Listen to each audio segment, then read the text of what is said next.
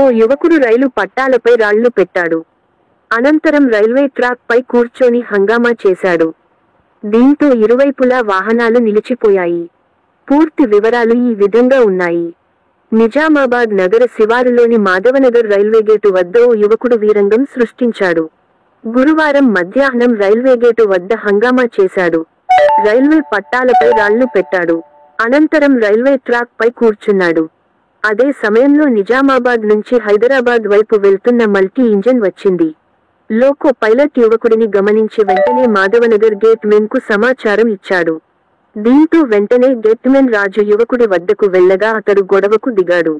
Gate పై రాళ్లు విసిరాడు. పోలీసులకు ఫిర్యాదు చేస్తాననడంతో అక్కడి నుంచి పరారయ్యాడు. యువకుడి నిర్వాకంతో గేటు వద్ద కొద్దిసేపు భారీగా ట్రాఫిక్ జామ్ అయింది. కాసేపటి తర్వాత సదరు వ్యక్తి అక్కడి నుంచి వెళ్లిపోయాడు.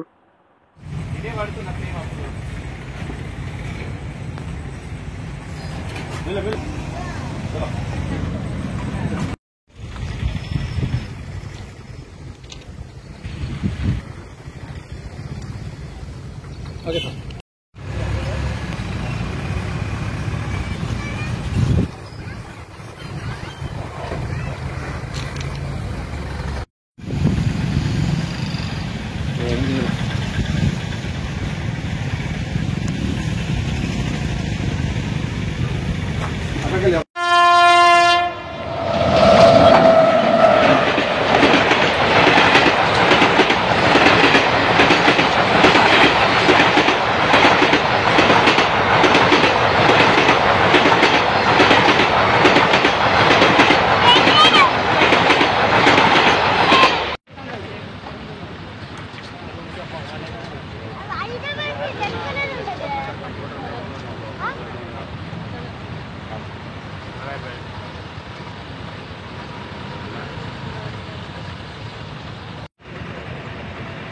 అరే అయితే